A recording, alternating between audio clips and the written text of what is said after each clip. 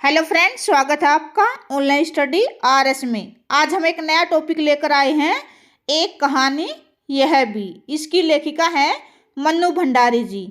कहने को तो यह एक आत्मकथा की तरह है, लेकिन इसे आत्मकथा नहीं कहेंगे। उससे मिलता जुलता है, लेकिन इसे आत्मकथा नहीं कह सकते। आत्मकथा क्या होती है?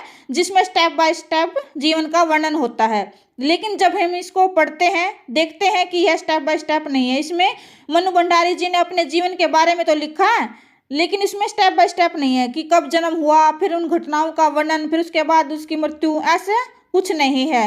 अतः हम इसे आत्मकथा स्वरूप बोलेंगे, लेकिन इसे आत्मकथा नहीं कह सकते। तो चलिए शुरू करते हैं। आरंभ में लेखिका के पिता इंदौर में रहते थे। कहाँ रहते थे? इंदौर में। वे संपन्न और प्रतिष्ठित होने के साथ साथ कोमल और संवेदनशील स्वभाव के व्यक्ति थे। शिक्षा और समाज सेवा उनकी विशेष रुचि को 8-10 विद्यार्थियों के सदा उनके घर पर रहकर पढ़ने से समझा जा सकता था। यानी कि वो क्या करते थे? शिक्षा प्रदान करते थे और समाज सेवा करते थे। एक बार किसी करीबी व्यक्ति के धोखा दिए जाने पर वे आर्थिक मुसीबत में फंसकर अजमेर आ गए। कहाँ आ गए? अजमेर। पहले कहाँ रहते थे? इंदौर में, और बाद में कहाँ आ गए? अजमेर में। क्यों आ गए?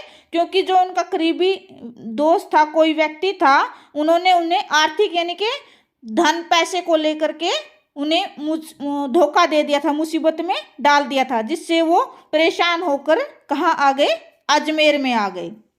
एक अंग्रेजी हिंदी कोर्स पूरा करने पर भी जब धन नहीं मिला तो उनकी सकारात्मकता घटती चली गई और वे सदा के लिए बेहद क्रोधी, शक्की और जिद्दी अहमवादी हो गए। इसमें क्या है कि उन्होंने अजमेर आकर अंग्रेजी हिंदी कोर्स यानी कि डिक्शनरी का कार्य किया, लेकिन उन्हें उससे भी कोई विशेष लाभ नहीं हुआ, उन्हें कोई आर्थिक सहायता नहीं मिली। वे सदा के लिए क्या बन गए? क्रोधी, शक्की, जिद्दी स्वभाव वाले व्यक्ति बन गए। वैसे तो लेखिका का जन्म कहाँ हुआ था? मध्य प्रदेश के भानुपुरा गांव में हुआ था, परंतु उनकी यादें अजमेर के ब्रह्मपुरी मोहल्ले के एक 2 मंजिले मकान में पिता की बिगड़ी हुई मनस्थिति के साथ शुरू हुई। पिताजी ऊपर की मंजिल पर बिखरी कापी किताबों में उलझे रहते थे और वह अपनी माँ और 5 भाई बहनों के साथ नीचे रहती थी। उनमें क्या, इसमें क्या कहा गया है? इसमें बिगड़ी हुई पिता की मनोस्थिति का वर्णन किया गया है कि किस प्रकार उनके पिता 2 मंजिले मकान में रहते थे, ऊपर वाली मंजिल में रहते थे, और नीचे कौन रहता था?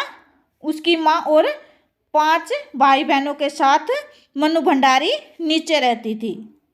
नवाबी आदतों के आदि पिता त्यागमयी पत्नी और ममतामयी अनपढ़ माँ पर जब तब बरसते और सभी पर शक करते रहते।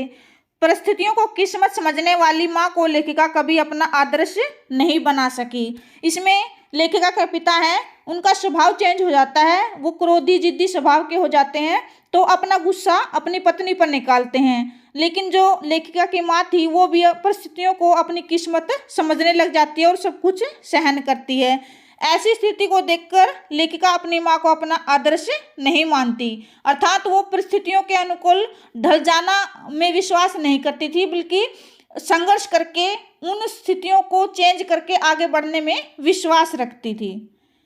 लेखिका की बड़ी बहन की शादी लेखिका की छोटी उम्र में होने के कारण उनकी धुंधली सी याद ही रह गई थी। क्या था, जब लेखिका छोटी थी तब उनकी बड़ी बहन की क्या हो गई थी? शादी हो गई थी। बचपन में घर के पड़ोस की संस्कृति ने उन्हें इतना प्रभावित किया कि उसने अपनी आर्मिक जो कहानी थी उन्हीं पर लिखी। जब वो छोटी थी तो उन्होंने आस पड़ोस में जो संस्कृति थी, रीति रिवाज थे, उनसे काफ़ी प्रभावित हुई, और उनसे प्रभावित होकर उन्होंने क्या किया? जो शुरू में उन्होंने कहानियाँ लिखी, वो उसी संस्कृति, उन्हीं रीति रिवाजों पर लिखी थी। वर्तमान शहरी जीवन में पड़ोस की कमी उसे दुखी और चिंतित बनाती है। जब वो वहाँ से आ गए थे तो क्या हुआ? जो उनके पिता का स्वभाव चेंज हो गया था, तो वो पड़ोस में ज़्यादा बातें आने जाने नहीं देते थे, ज़्यादा बातें नहीं करने देते थे, जिससे क्या होता था? उन्हें पड़ोस की कमी महसूस होती थी।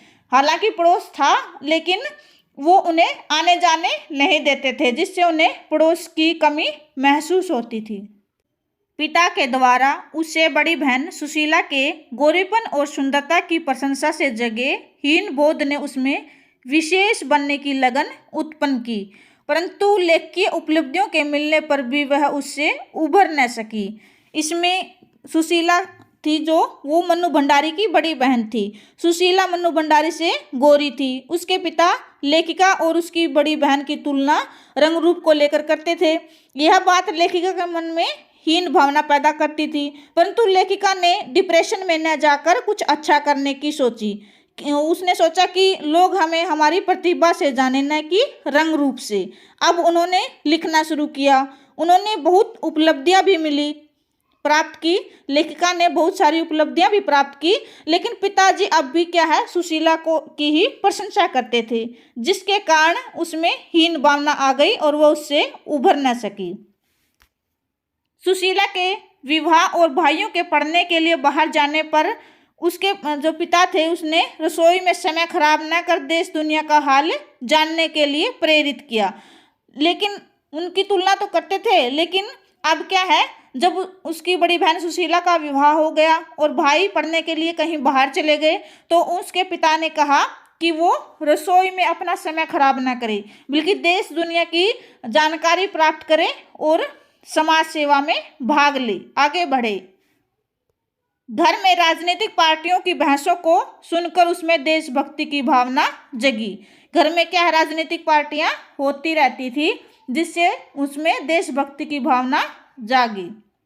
सन 1945 में सावित्री गर्ल्स कॉलेज में प्रथम वर्ष में हिंदी प्राध्यापिका शीला अग्रवाल ने लेखिका में न केवल हिंदी साहित्य के प्रति रुचि जगाई, बल्कि साहित्य के सच को जीवन में उतारने के लिए भी प्रेरित किया।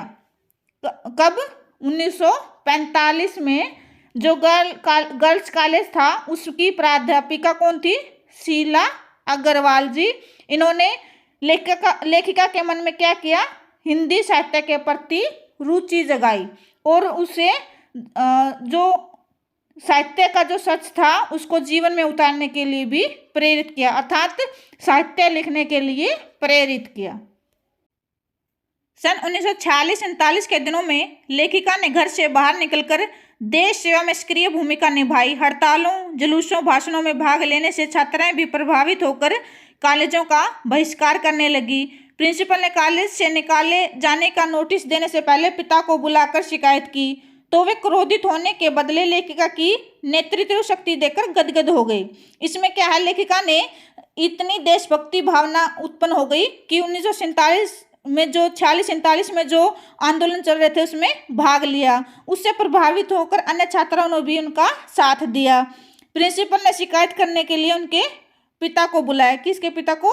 लेखिका यानी कि मन्नू भंडारी के पिता को बुलाया गया। यहाँ पर उसके पिताजी भले ही उनकी बहन से उसके रंग रूप को लेकर तुलना करते थे, लेकिन यहाँ पर उनके जो नेतृत्व की जो भावना थी उसको देखकर गदगद हो गए, यानी कि खुश हो गए। क्रोधित ना होकर क्या हो गए? खुश हो गए। एक बार जब पिता ने अजमेर में व्यस्त चौराहे पर बेटी के साथियों के बीच अकेले धारा प्रवाह क्रांतिकारी भाषण की खबर मित्र से सुनी, तो पिता को लेखिका घर की मर्यादा लांघती लगी।